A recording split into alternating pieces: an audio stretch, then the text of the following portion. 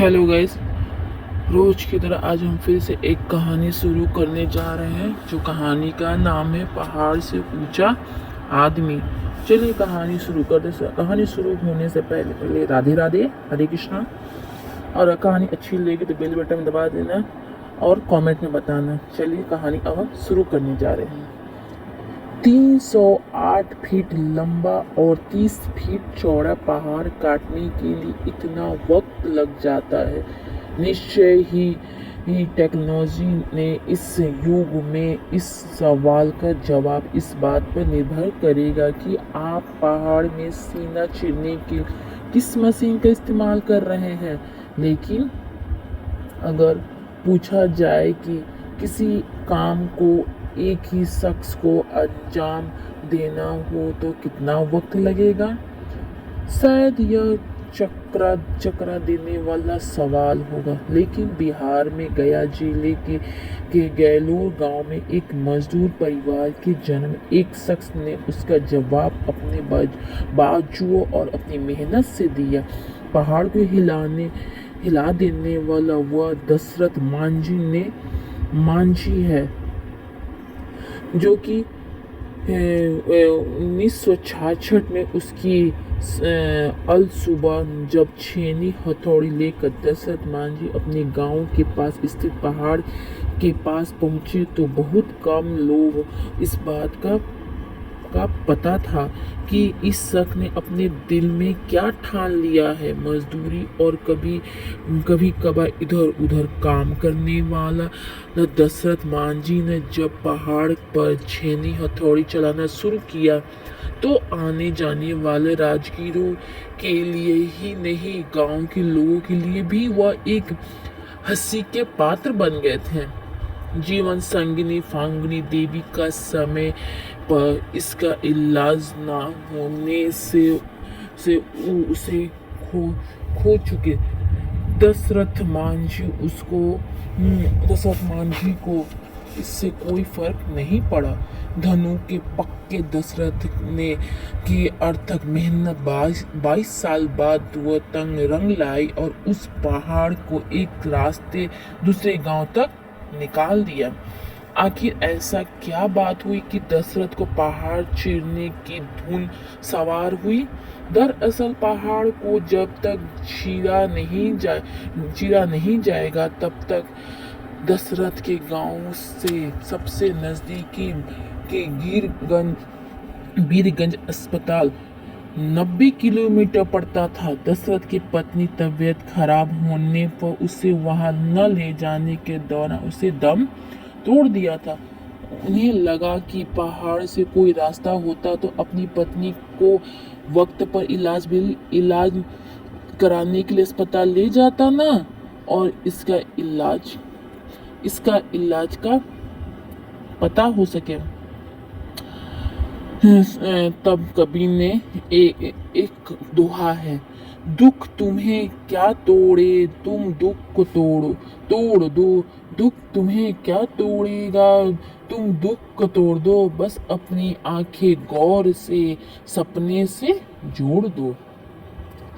जिंदगी का तीसरा बसंत पार कर चुके दशरथ मांझी से ने शायद शेष गांव के निवासियों के मन में दबी इस छोटी सी हसरत को अपनी जिंदगी का मिसाल बना डाला और अपनी पत्नी को असामान्य मौत से बचाए प्रचंड दुख को एक नई संकल्प शक्ति से तब्दील कर दिया। 5-6 साल तक दशरथ अकेले ही मेहनत करते रहे। धीरे धीरे और लोग भी जुड़ते चले गए। वहाँ एक दान पात्र भी रखा गया जिसमें जो लोग चंदा डाल देते हैं। कई लोग अपने घर से अनाज भी देते थे। आज भी तारीख में आप कह सकते हैं कि गैलोर के वीरगंज जाने वाले 80 किलोमीटर दूर की 13 किलोमीटर ला देने वाला एक रास्ता श्रमिक प्यार की निशानी है। वो एक अंग्रेज पत्रकार है जो राजमहल कुछ साल पहले एक पत्रकार उनसे मिलाने गए और तब तक फक्कड़ कबीर पति की तरह से यात्री कर रहे थे जब दशरथ मांझी ने उन्हें अपनी एक प्रिय कहानी सुनाई थी जो उस चिड़िया के बारे में थी जिसका घोंसला समुद्र बहाकर ले गया था। कहानी इस चिड़िया के प्रचंड जीविसा और संकल्प को बाया कर रहा था। जितने ही तह समुद्र के द्वारा घोंसला न लौट आने पर चिड़िया ने अकेले ही समुद्र पर को सुखा देने वाला संकल्प लिया। शुरुआत में उसे पागल करार देने वाली बाकी चिड़िया भी उसे साथ जुड़ गए। फिर विष्णु का वाहन वरुण भी उसको कोशिकाओं के हिस्सा बन गया। फिर बीच बचाव करने के लिए खुद विष्णु ने अपना विष्णु को आना पड़ा जिन्होंने समुद्र को धमकाया कि अगर उसने चिड़िया का घोंसला नहीं लौटाया तो पल भर में उसे सुखा दिया जाएगा। तब पत्रकार ने उन्हें उससे पूछा कि कहानियों की चिड़िया का क्या आप ही हैं? इस जवाब में आंखों में शरारत भरी हुई मुस्काए हुए दशरथ मांझी ने बात टाल दी थी। पिछले कुछ सालों से दशरथ मांझी कबीर पथ साधु बन गए थे और यावर बने हुए, लेकिन कबीर का उनका स्वीकार महज ऊपरी नहीं था। उनके विचार में भी कबीर जैसी प्रखंड थी। गरीब और मेहनत का से ईश्वर पूजा से उलझे रहना और तमाम अंधश्रद्धाओं का स्वीकार होना उन्हें कचोटता था।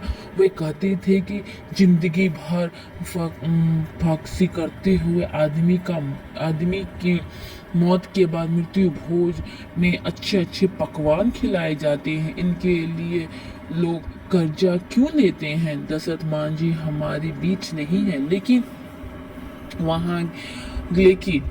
क्या वे हमें उन मथकाए पात्रों के याद दिलाने के प्रतीत नहीं थे जैसे पात्र हमें पुराणों में मिलते हैं? फिर वो चाहे प्रोफेथिस हो या